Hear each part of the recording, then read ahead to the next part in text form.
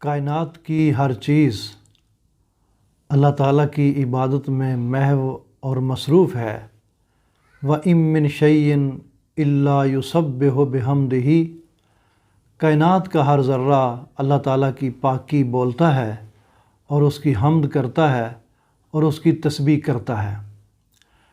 کچھ چیزیں حالت قیام میں ہیں اور کچھ حالت رکوع میں ہیں اور کچھ حالت سجدہ میں ہیں۔ یہ اونچے اونچے پہاڑ اور درخت اور دیگر بلند چیزیں حالت قیام میں ہیں، اور آسمان چوپائے حالت رکوع میں ہیں، زمین اور اس کے ساتھ دیگر چیزیں حالت سجدہ میں ہیں۔ تو کوئی چیز سکون کی حالت میں اللہ تعالیٰ کی عبادت میں مصروف ہے، کوئی حرکت کی حالت میں اللہ تعالیٰ کی یاد میں محو ہے۔ درخت چپ چاپ کھڑے اللہ تعالیٰ کی عبادت میں مصروف ہیں، سمندر اور دریا حرکت میں اللہ تعالیٰ کی عبادت میں محو ہیں۔ انسان اللہ رب العزت کی ایسی مخلوق ہے، ایسا شاہکار ہے جو افراد کائنات کی حقیقتوں کا مجموعہ ہے، اور اس کے لیے عبادت بھی ایسی ہونی چاہیے تھی جو کائنات کے ہر فرد کا مجموعہ ہو۔ تو اللہ رب العزت نے، معبود حقیقی نے بتقاضائے حکمت ہر چیز کی عبادت کے مجموعے کے طور پر انسان کو ایسی عبادت عطا فرمائی جس میں سکون بھی ہے، حرکت بھی ہے، قیام بھی ہے، رکوع بھی ہے، سجدہ بھی ہے، اور وہ ہے نماز۔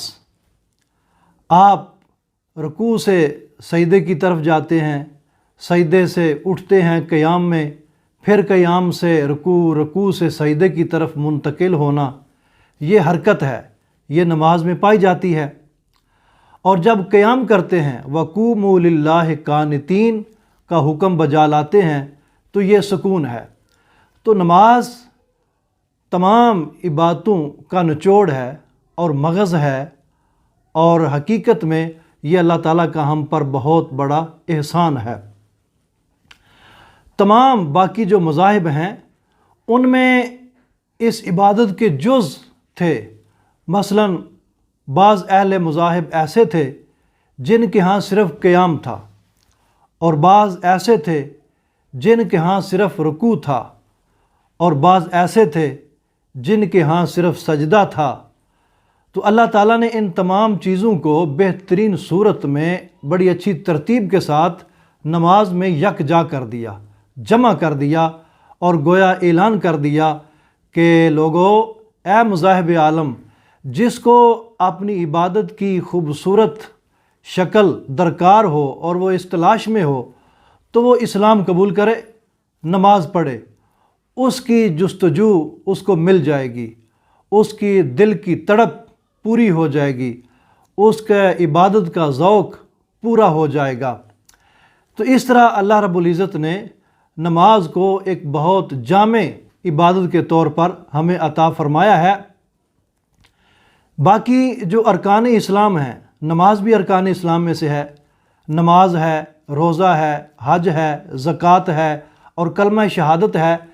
دیکھا جائے تو تمام کے تمام جو ارکان اسلام ہیں ان کا مجموعہ نماز ہے، یعنی ان کی جھلک کسی نہ کسی صورت میں نماز میں موجود ہے۔ کلمہ طیبہ ہے، اللہ رب العزت کی الوہیت کی گواہی دینا، رسول کائنات علیہ الصلاۃ والسلام کی رسالت کی گواہی دینا۔ تو جب آدمی نماز پڑھتا ہے تو اس چیز کا اقرار کرتا ہے، اشہد اللہ الہ الا اللہ و اشہد ان محمدً عبدہ و رسولہ، اللہ کی الوہیت، رسول کائنات علیہ الصلاۃ والسلام کی رسالت کی گواہی دیتا ہے۔ پھر زکوٰۃ ہے، زکوٰۃ میں مال خرچ ہوتا ہے۔ تو جب آدمی نماز کے لیے کپڑا خریدتا ہے اس نیت سے کہ میں نماز پڑھوں گا، تو وہ پہن کے نماز پڑھتا ہے۔ لباس جو شرعاً مال ہے، تو جب اس نے نماز پڑھی اس نے پیسہ بھی لگایا، تو یہ زکوٰۃ کی جھلک بھی اس میں موجود ہے۔ باقی روزہ روزے کی حالت میں انسان کھانے پینے سے پرہیز کرتا ہے، عمل زوجیت سے رکتا ہے، ایک خاص وقت سے لے کر خاص وقت تک نیتاً ان چیزوں سے باز رہنا، اللہ کی عبادت کی نیت سے، یہ روزہ ہے۔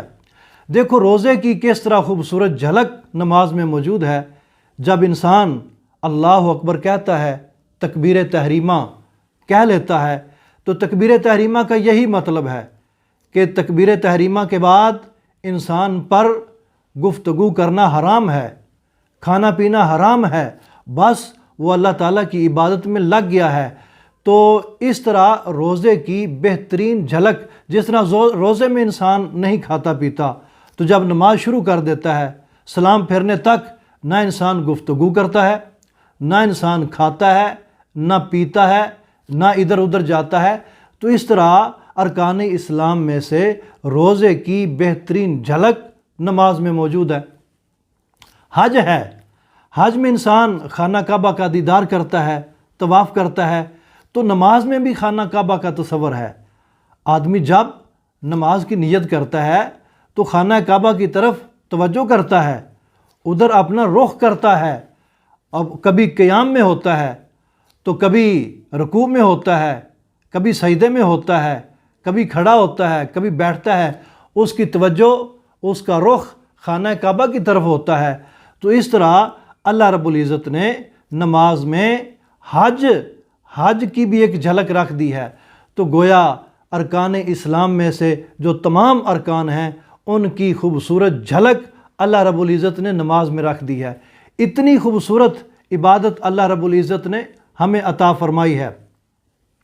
اور پھر نماز کا کمال یہ ہے، اللہ رب العزت نے قرآن پاک کے اندر ارشاد فرمایا ہے، ان الصلاۃ تنہا عن الفحشاء والمنکر، کہ نماز بے حیائی اور برے کاموں سے روکتی ہے۔ دوسری آیت پڑھیے، ان اللہ یامر بالعدل والاحسان وایتاء ذی القربى وینہی عن الفحشاء والمنکر۔ ادھر فرمایا کہ نماز بے حیائی اور برے کاموں سے روکتی ہے، ادھر فرمایا جا رہا ہے کہ اللہ بے حیائی اور برے کاموں سے روکتا ہے۔ تو انسان سوچے کہ نماز کتنی بڑی عبادت ہے، اور نماز ہمارے اندر کیا پیدا کرتی ہے، کون سا شعور اور کون سا احساس پیدا کرتی ہے۔ اللہ بھی بے حیائی اور برے کاموں سے روکتا ہے، نماز بھی بے حیائی اور برے کاموں سے روکتی ہے۔ نماز ایک اور بہت بڑا احساس، جس طرح روزہ پیدا کرتا ہے انسان کے اندر کہ اللہ دیکھ رہا ہے۔ روزہ دار جب اپنا تنہائی میں ہو اور اس کے پاس مشروبات ہوں، مختلف قسم کے فروٹ ہوں، اکیلا ہو، کوئی نہیں دیکھ رہا، لیکن روزہ دار پھر بھی نہیں کھاتا۔ کیوں؟ وہ سمجھتا ہے کہ روزہ میں نے لوگوں کے لیے نہیں رکھا، جس کے لیے رکھا ہے وہ دیکھ رہا ہے۔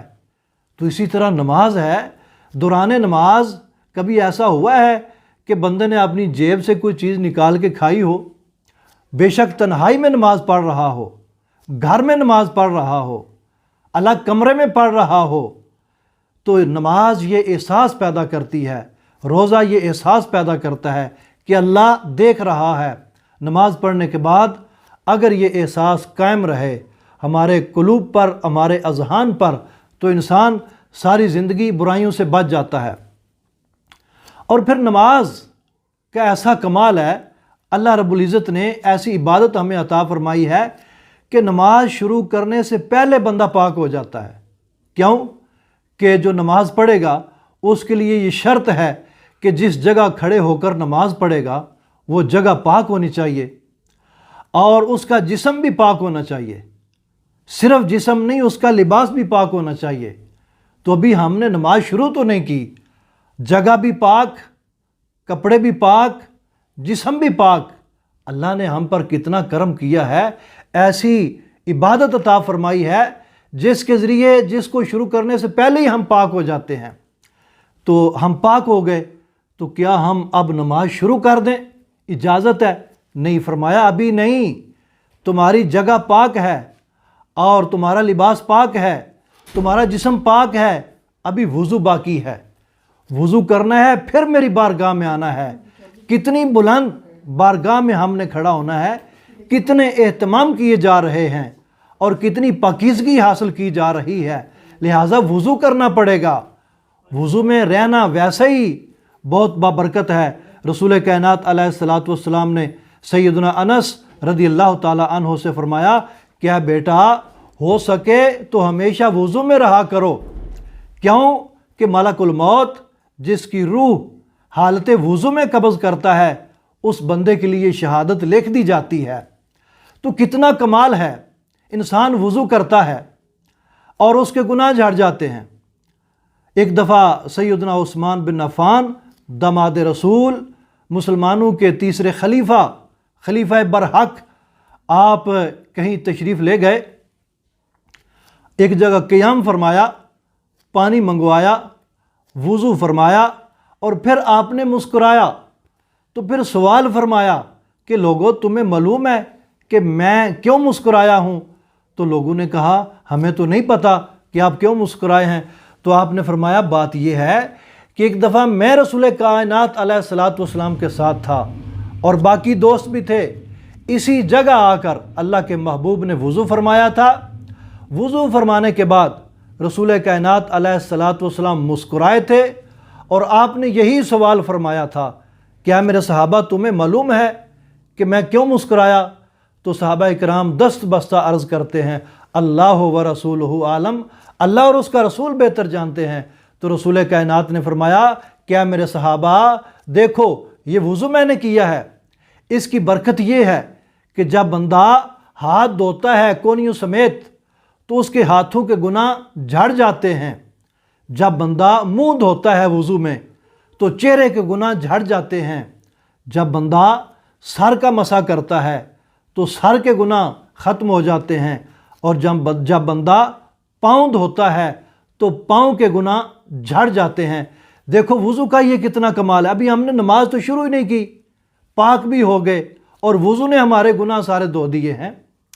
علماء کرام نے تشریح کرتے ہوئے فرمایا ہے کہ جب آدمی ہاتھ دھوتا ہے تو ہاتھوں کے گناہ حتیٰ کہ ناخنوں کے نیچے والے گناہ وہ بھی گر جاتے ہیں، اور جب بندہ چہرہ دھوتا ہے تو چہرے کے سارے گناہ گر جاتے ہیں، جب بندہ سر کا مسح کرتا ہے تو سر کے ساتھ ساتھ کانوں کے گناہ بھی گر جاتے ہیں، اور جب بندہ پاؤں دھوتا ہے تو پاؤں کے ناخنوں کے نیچے سے بھی گناہ گر جاتے ہیں، ساقط ہو جاتے ہیں، اللہ تعالیٰ ان کو معاف کرتا ہے۔ دیکھو رسول کائنات علیہ الصلاۃ والسلام نے نماز کی صورت میں ہمیں کتنا بڑا تحفہ، کتنی بڑی عظیم نعمت عطا فرمائی۔ اگر ہم نماز پڑھتے رہیں تو دو جہاں میں ہم کامیاب ہو جائیں گے۔ رسول کائنات علیہ الصلاۃ والسلام کے فرمان کے مطابق نماز مومن کی معراج ہے اور نماز دین کا ستون ہے۔ الصلاۃ عماد الدین، نماز دین کا ستون ہے، اور جس کے پاس نماز ہوگی، اللہ کے محبوب نے فرمایا قیامت والے دن جب اعمال کھلیں گے تو حقوق اللہ میں سے سب سے پہلے جس کے بارے سوال ہوگا وہ نماز ہوگی۔ جس کی نماز درست نکلی اس کے اگلے امتحان آسان ہو جائیں گے، اور جس کی نماز درست نہ نکلی وہ پنس جائے گا۔ تو رسول کائنات علیہ الصلاۃ والسلام، نماز کیا ہے؟ رسول کائنات علیہ الصلاۃ والسلام نے جس طریقے سے اللہ کی عبادت کی ہے اور ہمیں دکھایا ہے وہ خاص طریقہ، اسے ہم نماز کہتے ہیں۔ پیارے آقا نے فرمایا صلو کما رأیتمونی اصلی، تو ہم اس فرمان رسول کے مطابق کہہ سکتے ہیں کہ اللہ کے محبوب کی محبوب اداؤں کا نام نماز ہے۔ جو بندہ نماز پڑھتا ہے وہ یہ کہہ سکتا ہے کہ میں رسم محبت ادا کر رہا ہوں، اللہ کے محبوب کی ادا کو ادا کر رہا ہوں۔ نماز میں ایک اور بہت خوبصورت بات ہے کہ آپ پیارے آقا علیہ الصلاۃ والسلام کا اسم مبارک لکھیں احمد، نماز اس کی عملی شکل ہے۔ احمد پہلے الف ہے جو حقیقت میں حمزہ ہے، تو الف جب نماز بندہ شروع کرتا ہے، قیام کرتا ہے، تو جو قیام ہے وہ احمد کا الف ہے۔ آگے ہے ہا، جب بندہ رکوع کرتا ہے وہ ہا ہے، اور جب بندہ سجدہ کرتا ہے تو وہ میم ہے، اور جب بندہ قعدے میں بیٹھتا ہے، تشہد میں بیٹھتا ہے تو وہ دال ہے۔ گویا نماز رسول کائنات کے طریقوں کا نام ہے تو دوسری طرف رسول کائنات کا اسم مبارک احمد اس کی عملی شکل بھی ہے۔ لہٰذا جس کو اللہ کے رسول سے محبت ہے اسے تو پنجگانہ نماز پڑھنی چاہیے، کبھی نہیں چھوڑنی چاہیے۔ اللہ تعالی ہمیں ہمیشہ نماز پڑھنے کی توفیق نصیب فرمائے۔